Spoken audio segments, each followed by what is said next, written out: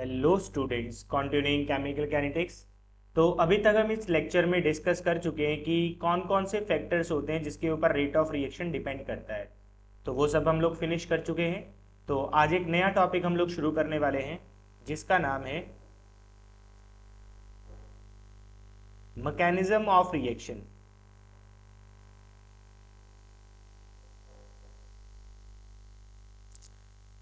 या फिर आप इसको रिएक्शन मैकेनिज्म भी बोल सकते हैं।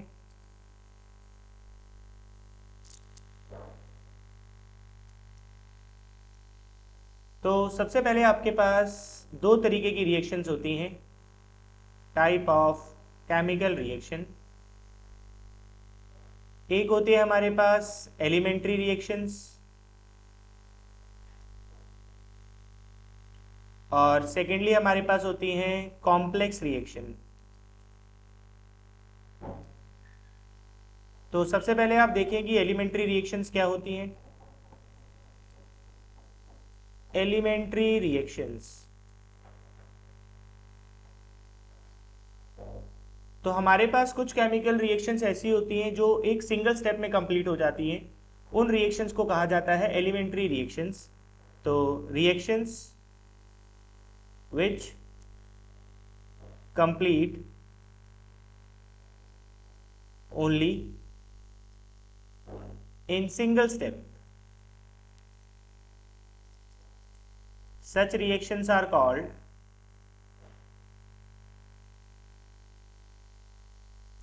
elementary reaction।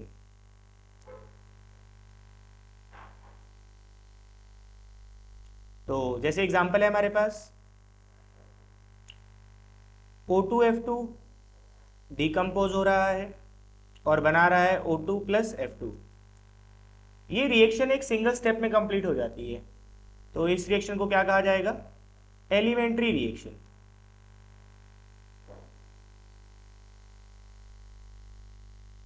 तो जो एलिमेंट्री रिएक्शंस होती हैं उसमें कोई भी इंटरमीडिएट का फॉर्मेशन नहीं होता है। No intermediate is formed in elementary reaction। तो आप इसको ग्राफिकली भी देख सकते हैं।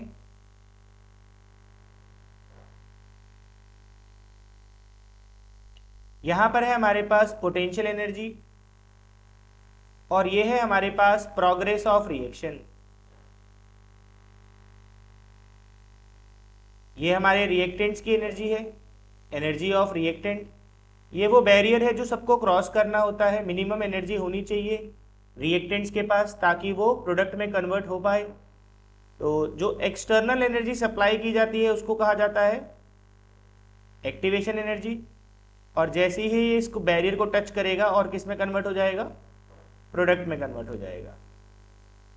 ये है एनर्जी ऑफ प्रोडक्ट। तो ये है हमारे पास ट्रांजिशन स्टेट। ट्रांजिशन स्टेट जहां पर पुराने बॉन्ड टूटते हैं और नए बॉन्ड बनते हैं। तो ये है वन स्टेप रिएक्शन का ग्राफ जिसमें सिर्फ ट्रांजिशन स्टेट का फॉर्मेशन होता है, कोई भी इंटरमीडिएट की फॉर्मेशन नहीं होती है।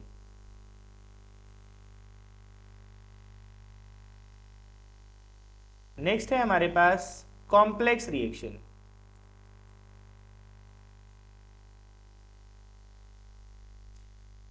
तो कुछ रिएक्शंस हमारे पास ऐसी होती हैं जो मोर देन वन स्टेप में कंप्लीट होती हैं। ऐसी रिएक्शंस को कहा जाता है complex reaction. Such reactions which complete in more than one step,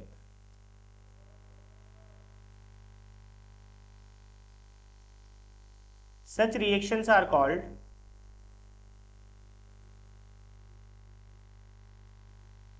complex reaction. जैसे एग्जाम्पल के तौर पे हमारे पास है डीकॉम्पोजिशन ऑफ नाइट्रोजन पेंटॉक्साइड। तो नाइट्रोजन पेंटॉक्साइड का जो डीकॉम्पोजिशन होता है तो इसमें फॉर्मेशन होती है नाइट्रोजन डाइऑक्साइड की और ऑक्सीजन की। तो फिलहाल तो आपको ये लग रहा होगा कि ये 1 स्टेप में हो रहा है, बट एक्चुअल में ये 1 स्टेप में रिएक्शन नहीं होता।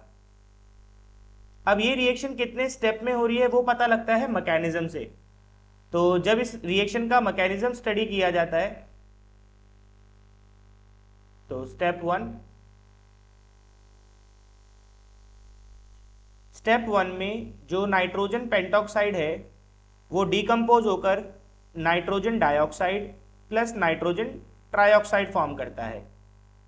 और स्टेप 2 में जो नाइट्रोजन पेंटॉक्साइड है वो नाइट्रोजन ट्राइऑक्साइड के साथ मिलकर फॉर्म करता है नाइट्रोजन डाइऑक्साइड प्लस O2। तो ये जो रिएक्शन है ये 2 स्टेप में कंप्लीट हो रही है। इस रिएक्शन का जो ये स्टेप होता है फर्स्ट स्टेप, ये स्लो स्टेप है, और सेकंड स्टेप इसका फास्ट स्टेप है। तो एक रिएक्शन कितने स्टेप में कंप्लीट हो रही है वो मैकेनिज्म ऑफ रिएक्शन से पता लगता है। तो ये रिएक्शन 2 स्टेप में कंप्लीट हो रही है, तो ऐसी रिएक्शंस को कहा जाएगा कॉम्प्लेक्स रिएक्शन। तो ये हमारे पास एक कॉम्प्लेक्स रिएक्शन का एग्जांपल है। तो यहां पर एक बात हम ऐड कर दें कि जो भी स्लोवेस्ट स्टेप होगा मैकेनिज्म का, slowest step of the reaction mechanism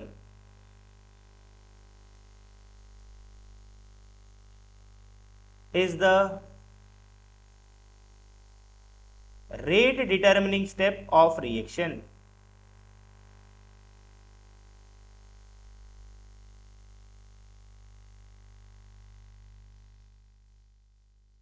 तो एक कॉम्प्लेक्स रिएक्शन का जो रेट होता है वो रेट डिटर्मिनिंग स्टेप से डिफाइन किया जाता है, और जो रेट डिटर्मिनिंग स्टेप होता है वो रिएक्शन का स्लोवेस्ट स्टेप होता है। तो इसको कहा जाएगा रेट डिटर्मिनिंग स्टेप। तो अगर आपको इस रिएक्शन का ऑर्डर डिफाइन करना है तो आप इसी स्टेप से इसका ऑर्डर डिफाइन करेंगे। आप जानते हैं ऑर्डर एक्सपेरिमेंटली डिफाइन किया जाता है। तो R equals to K concentration of N2O5। कितने रिएक्टेंट इन्वॉल्व है? सिर्फ एक रिएक्टेंट इन्वॉल्व है और उसका कॉफिशिएंट क्या है 1, तो पावर में क्या आ जाएगा इसकी 1। तो जो रेट लॉ होता है वो रेट डिटर्मिनिंग स्टेप पे डिपेंड करता है, और एक रिएक्शन का रेट डिटर्मिनिंग स्टेप क्या होता है? जो उसका स्लोवेस्ट स्टेप होगा। तो ये मैकेनिज्म एक्सपेरिमेंटली ही डिफाइन किया जाता है। तो एक्सपेरिमेंटली जो भी रिएक्शन का स्लोवेस्ट स्टेप रहेगा उसी के ऊपर रेट लॉ डिफाइन किया जाएगा। तो ये रिएक्शन कॉम्प्लेक्स रिएक्शन थी हमारे पास। तो इसमें आप देख सकते हैं कि जो NO3 है वो ना रिएक्टेंट साइड पर है और ना प्रोडक्ट साइड पर है। तो इसका मतलब NO3 यहां पर एज अ इंटरमीडिएट फॉर्म हुआ है। तो जो इंटरमीडिएट्स होते हैं, इस ग्राफ को हम प्लॉट कर, इसको ग्राफिकली देखते हैं। तो आपने अभी ऊपर वाली रिएक्शन में देखा कि जो रिएक्शन हो रही है वो इंटरमीडिएट फॉर्मेशन से हो रही है, और कितने स्टेप में हो रही है? 2 स्टेप में हो रही है। तो अगर आप कॉम्प्लेक्स रिएक्शन को ग्राफिकली प्लॉट करेंगे तो ये है पोटेंशियल एनर्जी, और यहां पर है हमारे पास प्रोग्रेस ऑफ रिएक्शन। ये है एनर्जी ऑफ रिएक्टेंट। तो सबसे पहले बनेगी ट्रांजिशन स्टेट।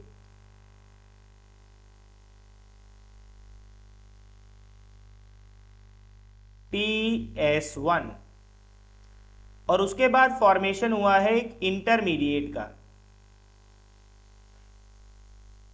ये है इंटरमीडिएट।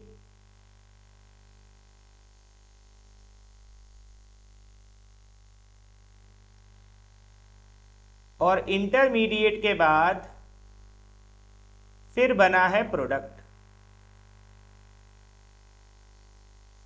तो ये है एनर्जी ऑफ रिएक्टेंट, ये है एनर्जी ऑफ प्रोडक्ट, ये बना है हमारे पास ट्रांजिशन स्टेट 2। तो आपसे कभी कभी क्वेश्चन में ग्राफ देकर ये पूछा जाएगा कि बताइए ये रिएक्शन कितने स्टेप में कंप्लीट हो रही है। तो आप सिंपल है, आप या तो ट्रांजिशन स्टेट देख लें। कितनी ट्रांजिशन स्टेट बन रही है? यहाँ पे 2 ट्रांजिशन स्टेट का फॉर्मेशन हो रहा है, यानी कि ये रिएक्शन 2 स्टेप में कंप्लीट होगी। या फिर आप इंटरमीडिएट देख लें, अगर रिएक्शन में एक इंटरमीडिएट बन रहा है तो आप उसमें +1 कर दें, 1 + 1 2, तो ये रिएक्शन 2 स्टेप में कंप्लीट हो रही है। तो ट्रांजिशन स्टेट से देखना ज़्यादा इजी होता है, वो आप कंपैरेटिवली देख सकते हैं कि आप किसके साथ कंफर्टेबल हैं। तो ये रिएक्शन 2 स्टेप में कंप्लीट हो रही है और ये इस रिएक्शन का ग्राफ है। ठीक है,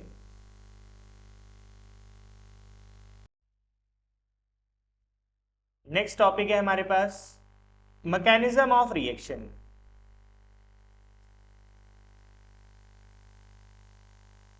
तो क्या होता है mechanism of reaction? Mechanism of reaction आपको यह बताता है कि जो केमिकल रिएक्शन है वो कितने स्टेप्स में कंप्लीट होने वाली है।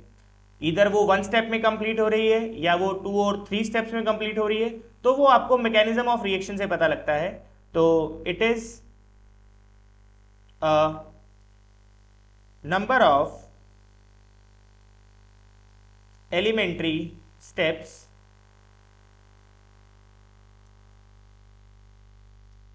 in which the reaction gets complete। तो एक रिएक्शन का कितने स्टेप्स में कंप्लीट होने वाली है वो हमें मैकेनिज्म ऑफ रिएक्शन से पता लगता है। तो यहीं पर हमारे पास अगला टॉपिक है मॉलिक्यूलैरिटी ऑफ रिएक्शन। मॉलिक्यूलैरिटी, तो क्या होती है molecularity? It is the sum of reactant molecule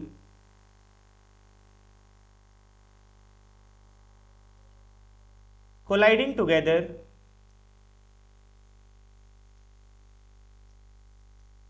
to bring out a chemical reaction अब ये बात सिर्फ एलिमेंट्री रिएक्शंस के लिए एप्लीकेबल है। क्यों, ये अभी हम डिस्कस करेंगे। तो क्या होती है molecularity? Molecularity is the sum of reactant molecules colliding together to bring out a chemical reaction. एक केमिकल रिएक्शन को करने के लिए कितने रिएक्टेंट मॉलिक्यूल्स इफेक्टिवली कोलाइड कर रहे हैं उसको कहा जाता है मॉलिक्यूलैरिटी ऑफ रिएक्शन। लेकिन जो मॉलिक्यूलैरिटी होती है वो सिर्फ एलिमेंट्री रिएक्शंस के लिए ही एप्लीकेबल है। एग्जांपल के तौर पे, अच्छा, अगर मॉलिक्यूलैरिटी 1 है, if molecularity of the reaction is 1, तो उसको कहा जाएगा यूनिमॉलिक्यूलर रिएक्शन।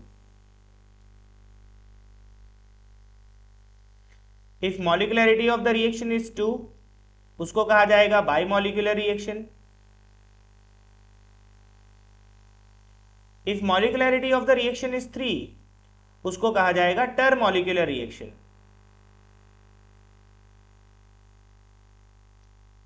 एग्जाम्पल के तौर पे, जैसे हमारे पास है डीकॉम्पोजिशन ऑफ O2F2। O2F2 जब डीकम्पोज होता है तो ये बनाता है O2 + F2। अब आपको ये बताया जा रहा है कि ये एक एलिमेंट्री रिएक्शन है। एलिमेंट्री रिएक्शन का मतलब है कि ये रिएक्शन 1 स्टेप में कंप्लीट हो रही है। 1 स्टेप में कंप्लीट हो रही है तो इसमें कितने मॉलिक्यूल्स पार्टिसिपेट कर रहे हैं? 1। तो इस रिएक्शन का मॉलिक्यूलैरिटी कितना हो जाएगा? इस रिएक्शन का मॉलिक्यूलैरिटी 1 हो जाएगा। अब क्योंकि हमारे पास ये एक एलिमेंट्री रिएक्शन है तो यहां पर एक और important point, molecularity and order of reaction is always same for elementary reaction। अगर आपको जो केमिकल रिएक्शन दी जा रही है वो एलिमेंट्री रिएक्शन है तो आप इसका रेट लो डायरेक्टली लिख सकते हैं। वैसे तो रेट लो एक्सपेरिमेंटली डिफाइन किया जाता है, बट अगर आपको पता है कि वो एक एलिमेंट्री रिएक्शन है तो आप इसका रेट लो डायरेक्टली डिफाइन कर सकते हैं। That is R = K concentration of O2F2 power 1। तो इसका ऑर्डर भी 1 होगा।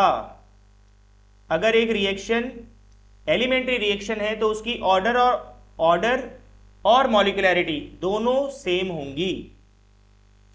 जैसे एक और एग्जांपल है, अच्छा, तो अगर इस रिएक्शन की मॉलिक्यूलैरिटी 1 है तो इस रिएक्शन को क्या कहा जाएगा? Unimolecular reaction.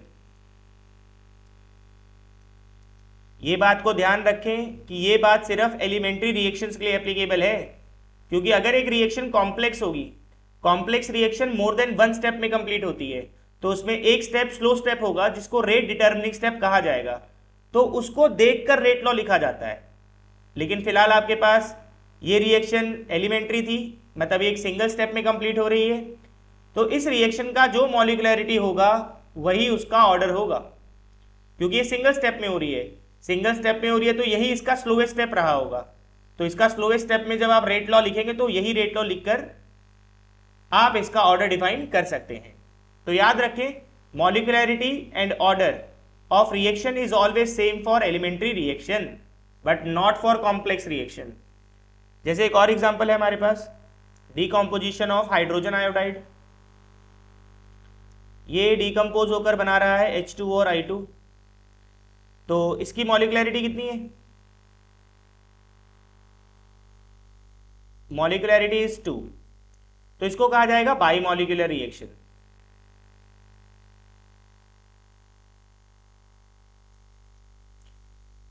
और एग्जांपल है जैसे आपके पास 2NO plus O2 give rise to 2NO2। चलिए आप बताइए कितनी मॉलिक्युलैरिटी है इसकी? 2 + 1, तो मॉलिक्युलैरिटी कितनी हो जाएगी? 3। तो इसको कहा जाएगा टर molecular reaction.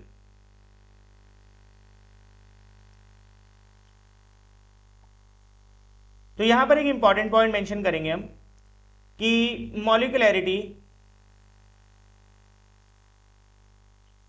Is only applicable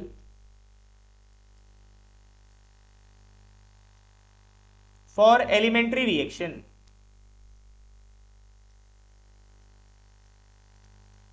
It has no significance for complex reaction, क्योंकि जो कॉम्प्लेक्स रिएक्शंस होती हैं, कॉम्प्लेक्स रिएक्शन में बहुत सारे एलिमेंट्री स्टेप्स होते हैं, तो हर एलिमेंट्री स्टेप्स की मॉलिक्युलैरिटी डिफरेंट होगी, तो आप उसकी ओवरऑल मॉलिक्युलैरिटी डिफाइन नहीं कर पाएंगे। It has no significance for complex reaction because complex reaction is collection of many elementary steps.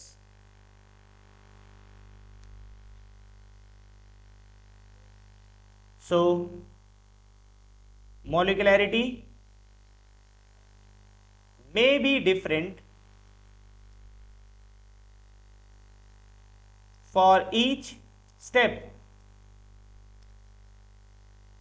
So molecularity can not be defined, क्योंकि हर एलिमेंट्री स्टेप की मॉलिक्युलैरिटी अलग होगी जो कि मीनिंगलेस है। तो एग्जाम्पल के तौर पे जैसे हमारे पास है डीकॉम्पोजिशन ऑफ नाइट्रोजन पेंटॉक्साइड, तो रिएक्शन है हमारे पास N2O5 डीकम्पोज होकर बना रहा है नाइट्रोजन डाइऑक्साइड प्लस O2। तो अगर हम यहां पर इसको बैलेंस कर लें, 4 आ जाएगा। तो अगर हम इस रिएक्शन का मैकेनिज्म देखते हैं तो ये हमारे पास एक कॉम्प्लेक्स रिएक्शन है। तो जब इसका स्टेप 1 है उसमें नाइट्रोजन पेंटॉक्साइड डीकम्पोज होकर बनाता है nitrogen dioxide plus nitrogen trioxide, और स्टेप 2 में नाइट्रोजन पेंटॉक्साइड नाइट्रोजन ट्राइऑक्साइड के साथ कंबाइन होकर बनाता है nitrogen dioxide plus O2 molecule. Balance कर लें इसको, तो यहां पर आपके पास 3 आ जाएगा। अब ये इस रिएक्शन का स्लो स्टेप है और ये इस रिएक्शन का फास्ट स्टेप है। अब हम जानते हैं कि जो मॉलिक्युलैरिटी है, अगर आप इस स्टेप की मॉलिक्युलैरिटी देखें तो मॉलिक्युलैरिटी इज 1, क्योंकि कॉम्प्लेक्स रिएक्शन का हर स्टेप एलिमेंट्री स्टेप माना जाता है और मॉलिक्युलैरिटी एलिमेंट्री स्टेप के लिए ही एप्लीकेबल है। तो molecularity is 1 with respect to step 1, और इस स्टेप की मॉलिक्युलैरिटी कितनी है? 2 विद रिस्पेक्ट टू स्टेप 2। तो आप एलिमेंट्री स्टेप की तो मॉलिक्यूलरिटी बता सकते हैं, लेकिन आप ओवरऑल रिएक्शन की मॉलिक्यूलरिटी को डिफाइन नहीं कर पाएंगे, क्योंकि हर स्टेप की मॉलिक्यूलरिटी डिफरेंट है, विच इज मीनिंगलेस। हाँ, क्या आप इसका ऑर्डर डिफाइन कर सकते हैं? तो यहां पर एक और इंपॉर्टेंट पॉइंट मेंशन करेंगे। Order of reaction is applicable for both. Order of reaction आप दोनों रिएक्शंस के लिए डिफाइन कर सकते हैं, बोथ एलिमेंट्री रिएक्शंस के लिए भी और कॉम्प्लेक्स रिएक्शन के लिए भी, because order of reaction depend upon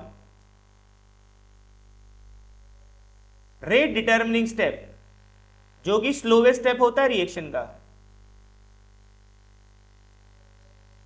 और एक कॉम्प्लेक्स रिएक्शन के मैकेनिज्म में एक ही स्लोवेस्ट स्टेप होता है, तो उसका रेट लॉ उसी को देख के लिखा जाएगा। अब जैसे इस रिएक्शन में ये स्लोवेस्ट स्टेप है, तो इसका रेट लॉ क्या लिखा जाएगा? R equals to K concentration of reactant raise to the power equal to stoichiometric coefficient. क्या कॉफिशिएंट है इसका? 1।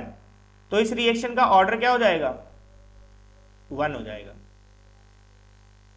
तो आप एक रिएक्शन का ओवरऑल ऑर्डर तो डिफाइन कर सकते हैं, लेकिन आप एक कॉम्प्लेक्स रिएक्शन की ओवरऑल मॉलिक्यूलरिटी को डिफाइन नहीं कर सकते, क्योंकि कॉम्प्लेक्स रिएक्शन में हर स्टेप की मॉलिक्यूलरिटी अलग होती है। तो हर स्टेप का मॉलिक्यूलरिटी अलग है, तो ओवरऑल मॉलिक्यूलरिटी डिफरेंट आएगी, विच इज मीनिंगलेस। तो इसलिए आप कॉम्प्लेक्स रिएक्शंस के लिए मॉलिक्यूलरिटी को डिफाइन नहीं करते।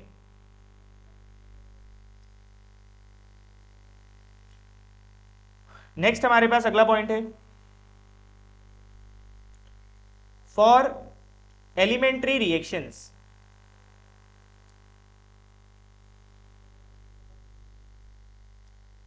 molecularity and order is always same। अगर आपके पास एक एलिमेंट्री रिएक्शन है तो उसकी मॉलिक्यूलरिटी और ऑर्डर हमेशा इक्वल होंगे।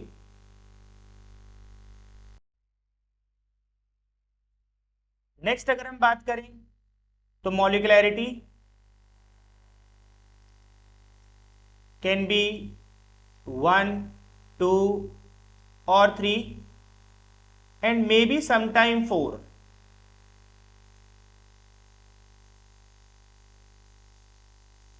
मॉलिक्यूलरिटी 1 भी हो सकती है, 2 भी हो सकती है, 3 भी हो सकती है, और बहुत रेयर केसेस है जिसमें मॉलिक्यूलरिटी 4 होगी। क्योंकि मॉलिक्यूलरिटी होता क्या है? मॉलिक्यूलरिटी होता है number of molecules colliding together. 2 molecules effectively collide कर सकते हैं, 3 मॉलिक्यूल्स इफेक्टिवली कोलाइड कर सकते हैं, लेकिन 4 मॉलिक्यूल्स का एक साथ कोलाइड करना नियर इम्पॉसिबल है। तो मॉलिक्यूलरिटी की वैल्यू 4 से ज्यादा पॉसिबल एक्सपेरिमेंटली नहीं पाई गई है, क्योंकि इतने सारे मॉलिक्यूल्स एक साथ कोलाइड नहीं कर सकते। तो फिर वो रिएक्शन मैकेनिज्म में देखा जाता है कि उसका जो रेट डिटर्मिनिंग स्टेप है उसमें कितने मॉलिक्यूल्स आ रहे हैं जो इफेक्टिवली कोलाइड कर रहे हैं। Molecularity can never B zero. Molecularity कभी भी जीरो नहीं हो सकती।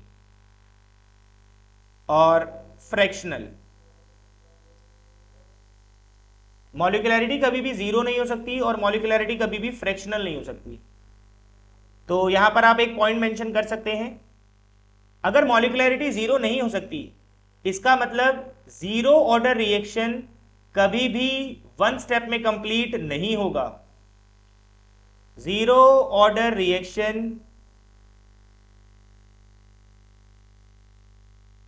कैन नेवर बी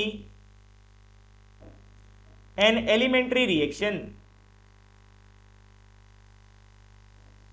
क्योंकि एलिमेंट्री रिएक्शंस क्या होती हैं? जो 1 स्टेप में कंप्लीट होती हैं, और 1 स्टेप रिएक्शन में ऑर्डर और मॉलिक्यूलरिटी सेम रहता है।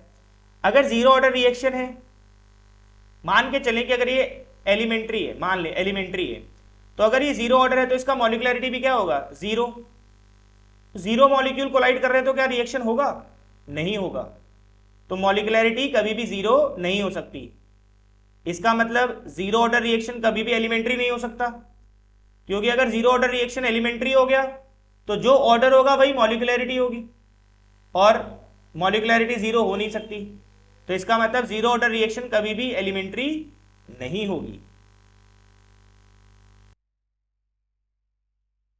अब जैसे कुछ एग्जांपल्स है हमारे पास,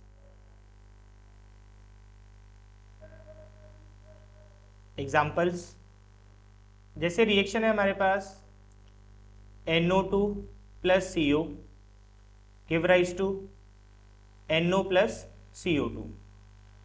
अब जब आप इस रिएक्शन का मैकेनिज्म देखते हैं तो मैकेनिज्म आपको प्रोवाइड किया जाएगा क्वेश्चन में।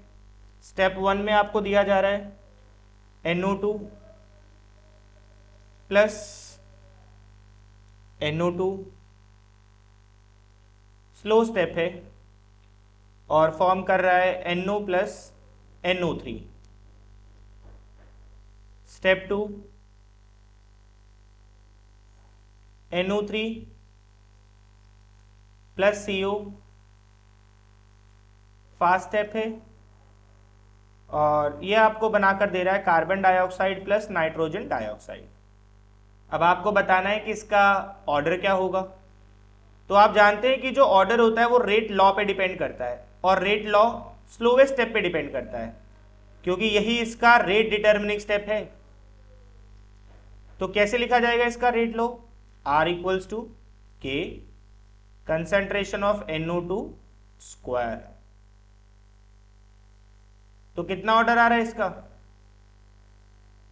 इसका ऑर्डर आ रहा है 2। मॉलिक्यूलरिटी कॉम्प्लेक्स रिएक्शन के लिए एप्लीकेबल नहीं होती है। हर स्टेप एलिमेंट्री स्टेप होता है मैकेनिज्म ऑफ रिएक्शन में। तो आप हर स्टेप की मॉलिक्यूलरिटी बता सकते हैं, लेकिन आप ओवरऑल मॉलिक्यूलरिटी डिफाइन नहीं कर सकते। तो अगर आप फर्स्ट स्टेप की देखेंगे तो बाई मॉलिक्यूलर रिएक्शन है, by molecular reaction with respect to step 1 and step 2। तो इस तरीके से आप रिएक्शन का ऑर्डर और मॉलिक्यूलरिटी डिफाइन कर सकते हैं। अब जैसे कुछ क्वेश्चंस है हमारे पास,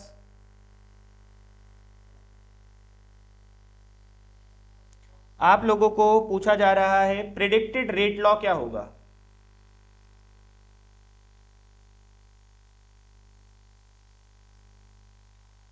आप लोगों को रिएक्शन का मैकेनिज्म दिया जा रहा है NO plus O2 give rise to NO3, ये इसका फास्ट स्टेप है। और step 2 NO3 plus NO give rise to NO2 plus NO2, ये इस रिएक्शन का स्लोवेस्ट स्टेप है। तो बताइए इसका रेट लॉ क्या होगा। तो आप जानते हैं कि जो रेट लॉ होता है वो स्लोवेस्ट स्टेप के ऊपर डिपेंड करता है, क्योंकि स्लोवेस्ट स्टेप ही रिएक्शन का रेट डिटर्मिनिंग स्टेप कहा जाता है।